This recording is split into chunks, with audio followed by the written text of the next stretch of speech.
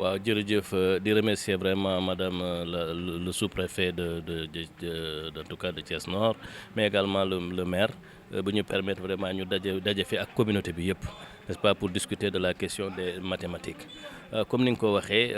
gis nañ ay jafe-jafe au niveau de la deuxième étape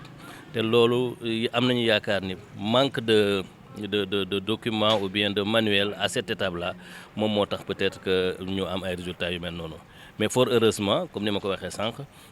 avec le PAM nu am nañu ay cahier d'exercice yi nga xam ni non seulement enseignant bi dina ci sukkandiku pour permettre xale bi n'est-ce pas mu augmenter volume travail am ci biir classe bi mais également en dehors des heures officielles par un encadrement su la yaakaar naa ni stratégie yooyu yëpp suñ ko defee communauté bi participer à cette organisation là incha allah dinañ mën a am en tout cas des résultats yu baax ci en mathématiques et en sciences. xanaa ñu jàppale ñu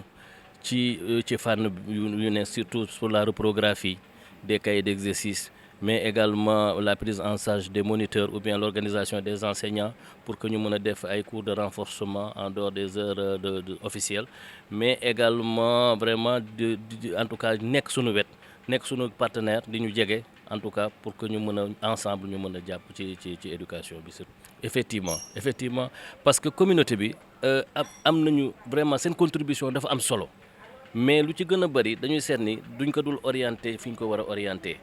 maa ngi ko doon wax sànq ni parents d'élèves yi fii dañuy def ay cours de renforcement di fay ay cours de renforcement ci ay nit ñi nga xam ne duñu ay professionnels te duñu jokkoo ak ki nga xam ne mooy jàngal seen doom su ko defee day jàngal di jàngal te en général su ñuy jàngalee dañuy def ay répétition xale bi moom du jàng te njàng moom nit ki moo koy defal boppam soo amul professionnel ba nga xam ne moom moo koy suivre di nga joxe sa xaalis ci ngelaw. Donc lu ñuy wax mooy ñun ñu dellu si waat ci comité de gestion yi ñu seet nan la ñuy organiser wu ak moyens yu ñu am pour que ñun ñëpp ñu fexe ba jël en charge xale bi fu mu amee ay rëq-rëq ci njàng mi ñu jël ko teel koo jël en charge defal ko lu ñuy wax ay remédiation cahier d'exercice yi ñu yoo xam ne ñu proposé nañ ko PAM proposé na ko dina permettre xale bu nekk mu jógee ci niveau boo xam ne niveau bu faible la ba dem ba niveau supérieur donc loolu rek laa ca. mais écoutez Babacar maa ngi fi ñëw ci turu dialogue social d'abord coordinateur mais maa ngi ci ñëw itam ci responsable du mouvement parental parce que man maa yore en charge l'organisation de la fédération nationale des parents d'élèves et étudiants donc war naa fee ñëw. ci lii nga xam ni dañ ko xalaat te mu jëm ci école te école mooy parents d'élèves école mooy ñun. saa yu ñu waxee wàllu mathématique daanaka ci tout tànk yi lay tàmbalee xale yi duñ ci sawar. jërëjëf Babacar question bu am solo la 2025 PAM dina fi jóge mais bu fi jógee war na am jeexital loolu ñu am suivi te loolu nag Babacar moom mooy problème mu sénégalais problème mu suivi. wax nga ko programme mathématique la Babacar njaboot gune bëggoon nga ci sa mbiru njaboot nga am ci docteur wala ingénieur pour nga mën a nekk docteur wala ingénieur nga am doom ju lay faj ci kër gi doomu ingénieur boo xam ni laaj na kër gi ci diir bu gàtt ñu tabaxaat ko defaraat ko leneen loolee la ko mën a maye rek mooy mathématique mooy science. ñun nag sunu taxawaay ñun waajur yi mooy programme boo xam ne jóge na ci état mu élaborer ko parce que il revient à l'état d'élaborer ces programmes jëmale ko ci école loolee nag la war waajur ñun mooy accompagner parce que buñ ko accompagner wul rek réussite ba na mu waroon a demee duñu demee donc loolu moo tax PAM déwén dina fi jóge bu fi jugee nag war na bàyyi fi jeexital boobu nag ña ko war a approprier mooy ñun ñuy waajur accompagner ko taxaw ci plus nag autorité territoriale bi parce que communauté bi école bi compétence transférée la fii maire bi lañ ko dénk mais ba maire bi ñi ko war a jàppale nag mooy la communauté te communauté bi li ci war a jiitu mooy le parent d'élève. Le principal bailleur de fonds de l'école mooy parents d'élèves wax naa ko sànq mouvement parental association de droit privé la bu ñu créé juste après les indépendances boobu CGE amul booba dialogue social amul booba COSYDEP amul booba leneen ak amul donc kooku nga xam ne moo jiitu ci école war na lépp lu nuy xalaat ci école eh bien buñ ko jiitalul itam bu ñu wëlbati koo gis ko c'est à ses côtés parce que xorom la ci. nga ñun Babacar boo dee sensibilisation ku nekk ci terrain bi qu'il pleuve qu'il neige parents d'élèves la waajur la structure bu fi ñëw nag jàppale ko ci travail de sensibilisation bi muy bàjjenu gox muy CGE ñun dañuy applaudir parce que terrain bi yaatu na wante Babacar dama lay wax la ni école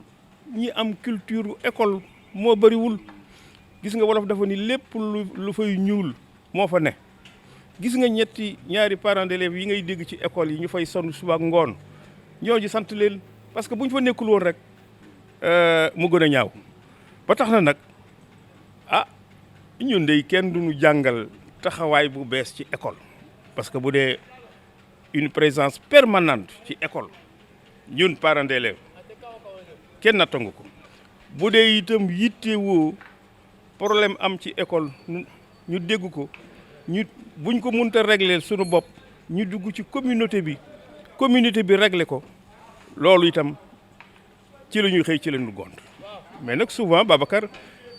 dañuy jiital ñoo xam ni feesuñu seen place wala dañoo mel ni man rek sol mbubb mi rek kaalawu rek ni man maay président nangam te amul benn apport boo xam ne yi nga ko indil kuréel bu mais daal pour me résumer bu soobee yàlla lépp lu nu tënk fii te xëy na bokk na ci sensibilisation loolu ñuy wax loolu itam si jatu woon na ñun fekkoon na jatu woon nañu bàjjenu gox ak nag buñ ko élargir nag ba ngay yaatal ko keneen ku mën noo jim dimbali ci travail de sensibilisation boobu mais tant mieux. Voilà, merci beaucoup. Comme vous le savez, le PAM, n'est-ce pas, donc est à sa phase terminale, n'est-ce pas, dans son projet. Donc ils vont décrocher en 2025. Et donc il est question vraiment, n'est-ce pas, de la continuité du projet au niveau donc des écoles. Et donc pour cela, il faut nécessairement la présence et l'implication de la communauté de manière générale, n'est-ce pas, pour assurer la continuité du projet. Justement, vous ne voulez pas qu'il y ait de rupture? Non, on ne veut pas qu'il y ait de rupture parce que c'est un programme sur lequel nous comptons, n'est-ce pas, pour développer les mathématiques et les sciences de manière générale. Et donc, le programme est tellement bien conçu, n'est-ce pas, dans son organisation, mais également avec les outils qu'il propose, que finalement, nous savons qu'à presque à 80%, qu'avec ce programme-là, nous pouvons réussir, en tout cas, le développement des mathématiques au niveau donc de l'élémentaire. Voilà, c'est vrai, l'analyse des résultats du pré-test et également des compositions a montré donc au niveau donc de la deuxième étape qu'il y a en tout cas des efforts à faire. Et donc un des participants d'ailleurs a montré, en tout cas a donné une hypothèse, je pense, qui est pertinente. Cela veut dire qu'en mathématiques, les élèves n'avaient pas en tout cas de documents, n'est-ce pas, d'outils, de manuels au niveau donc des classes. Certainement, c'est ce qui a fait que ça a plombé un peu les résultats. Mais aujourd'hui, nous avons bel espoir parce que avec le PAM, n'est-ce pas, nous avons des cahiers d'exercices qui peuvent, n'est-ce pas, compter pour améliorer la performance de tous les élèves. Et à ce niveau-là, les maires, certainement, le maire va s'engager, n'est-ce pas, à démultiplier ces cahiers d'exercices, n'est-ce pas, au bénéfice donc des élèves, qui nous permettra, avec une bonne utilisation par les enseignants, n'est-ce pas, à avoir d'excellents résultats au niveau donc de cette étape. Mais oui, je pense que la sensibilisation est un élément essentiel. Les parents d'élèves, la communauté, n'est-ce pas, s'engagent à un degré moindre parce qu'ils n'ont pas la bonne information. Aujourd'hui, donc, il faudra encore beaucoup de sensibilisation par beaucoup de canaux, n'est-ce pas, par les médias, n'est-ce pas, mais également au niveau, donc,